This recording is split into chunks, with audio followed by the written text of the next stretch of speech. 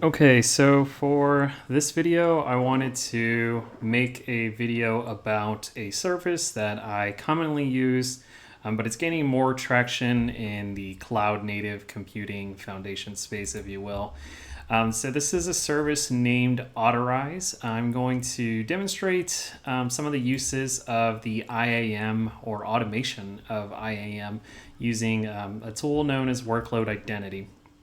Essentially, what this does, and this is a part of a tutorial that I'll link inside the video itself between Azure Kubernetes services. Obviously, it's a managed service, but I wanted to go a little bit further and understand what are some of the best ways to use Otterize. This does support EKS, GKE as well, but it automates a lot of the workload identity for specific pods, deployments, applications, things of that nature. So just to talk you through some of the existing architecture, how this works in the back end, I had to do a good amount of configuration to get this running because of my configuration being a little bit more private in nature. So we have our cluster that you can see here on the far left side. And then Otterize is made up around three specific objectives, if you will, or what operators that are called. So you'll see the intent operator, the credential operator, and then the network mapper itself. Now, what this means in a nutshell, intents, you want to think about this, they have coined the term intent-based access control. So if a certain service calls a specific database or a specific pod nomenclature continuously in nature, and we know that that specific relationship has to talk to another service, you can essentially declare that as an intent. Rather than the traditional network policies that are a little convoluted if you don't have some type of visualization, i.e. Hubble or Cilium. With the use of Cilium, things like that, it makes it a bit challenging the larger your enterprise grows using multiple clusters, right? So really this intent-based access control really streamlines that. Now, Network Mapper, broadly speaking, will map all the connections inside your cluster alone, your egress, ingress as well, and then let you know what specific policies are enabled. And then the credential operator is essentially what is leveraging on the workload identity side. So to put some back-end portion ahead of time, I've provisioned a storage account. I had to do a little bit of tinkering with the configuration, and I'm going to walk you through what is essentially going on. So essentially, you use a Terraform template to deploy what is known as a managed identity to the specific resource group that coincides with your Kubernetes cluster. That specific identity is tied to the operator, and that operator will act on the behalf with a annotation. Now, what that means specifically is once you can see here on the far right-hand side, this is just some example YAML that is used for that. So we are essentially applying a client intent, the storage blob data contributor, a little bit permissive, right, to list in the specific storage account as it takes that workload identity and manages it, okay? And if we can see here, this is pretty straightforward. This is calling the direct provider. It's referencing Azure and then a predefined role in this case, right? And then we have it segmented to the namespace, and our deployment is essentially client in that perspective, okay? But what's going on in the background, what you don't see, is what is that essentially client actually doing, right? So we have a service account, the namespace that is created for this, and then this client down here, and this is why you see this specific annotation. It's using the workload identity /use. This has to be true for this to work with Azure, right? Now, this is just calling the Azure CLI as a Docker image. Now, then this is going to pipe in the storage account that we're providing as an environment variable, the storage container, which I've created already. And this will give you an output logging in using the federated credentials, right? So this is going to show you what specific commands are running. But essentially, it's calling the CLI, retrieving the specific credentials needed to then list the objects, if you will, in an automated fashion. Okay, so it's pretty neat. Now I'm going to switch over to show you some capabilities from the user interface. Now this is an open source tool, but they also do have a pay-as-you-go service. I am not sponsored by this organization in any shape or form, so before anyone in the comments says anything, this is all my own volition. Okay, So if you can see here, this will represent the Otterize user interface. So this is essentially your cluster mapped. Now you can see here, this is taking some components. I have some other hidden portions here, but I have my Azure Identity and Access Management. This will let you know if there's any connections that are being blocked actively. This is just out of the box, right? I'm not using some of these other services such as Istio or Postgres as well, so I can hide those there. I had this mapped up as Killer Coda for another demo, but this is using Azure. As you can see here, right, this is essentially the carcass of our cluster. So we can see our specific connectivity agent, the client intents. Essentially, I have this in a protected mode. Now this will specifically map that subservice, right, our connectivity agent, and then what is the call specifically here. So I can seen in discover traffic, but not declared in client intent. So if you can see here, this is essentially mapping those specific relationships between the services, if you will. And it's pretty clean the way this is formatted. I can zoom in a little bit. So you'll see here, I'll say view service as protected. Client and A from this perspective as well. Now I can also see my metric server, my core DNS, right? And then my webhook controller for my workload identity from this perspective. And I can also see that those are annotated as well. What's really neat about this is you can use the cloud security visual to get a workload inventory from an asset management perspective, what's going on inside your cluster, right? So these specific services. Now this is just a nice visual representation. I'm gonna go in and show you what's going on under the hood. You can also add the tags. Essentially, this will tell you from the inbound perspective, it's protected. If outgoing, I don't have anything outgoing right now. Now this will list all those services. If you can see here, I do have Defender for containers running as well for the protection of this. Now, if I had any other resource inventory here, this picked up a storage account I did provide access to using that workload identity. So now it's mapping that, right? Now this will tell you if there's any findings related to the storage accounts. This shows that in the future, there's gonna have some more annotated findings from this resource itself. But I can click on specific access here and I can show specific storage blob data contributor. So I do have that access mapped and what are the specific domains that are being accessed for. So you can see that there. So similar to that same visual, that's essentially the client YAML perspective. Now what makes this pretty neat is when I go back to my access graph, I can also zoom in, zoom out. You can see visually what that looks like. I can also get that same visual now. It looks like it's refreshed. So I have this client in my namespace in my Azure West environment that's actually touching a resource itself. Now this is graphical and moving as well. Now this won't give credence to the full capabilities of what's going on, but let's switch over to the command line interface and I'll show you what is actually going on under the hood. So let me switch over, give me 1 second.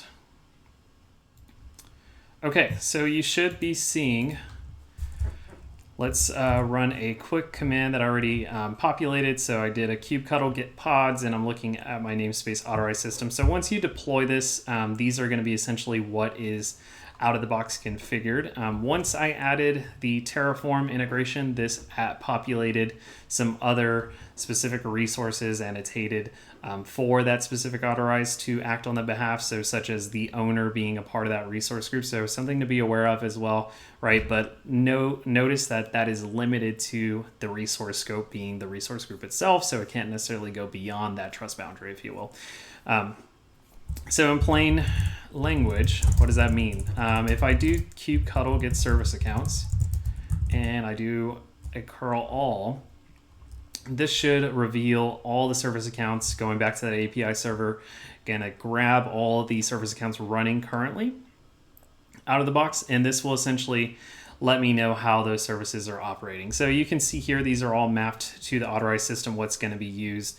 So these are essentially what are being used through that system itself. And then I have my tutorial that I've deployed, right? So if I do a kubectl describe SA, and I can do Otterize tutorial Azure IAM. Now remember in that same visual, we looked at the specific workload identity, right? So the workload identity is going to create a unique client ID. This specific client ID is acting as that identity on that behalf to pull that specific role to list those specific artifacts, if you will, in that storage account. Now, where this plays a bigger part, right? If I do kubectl, I'll get pods and Otterize system.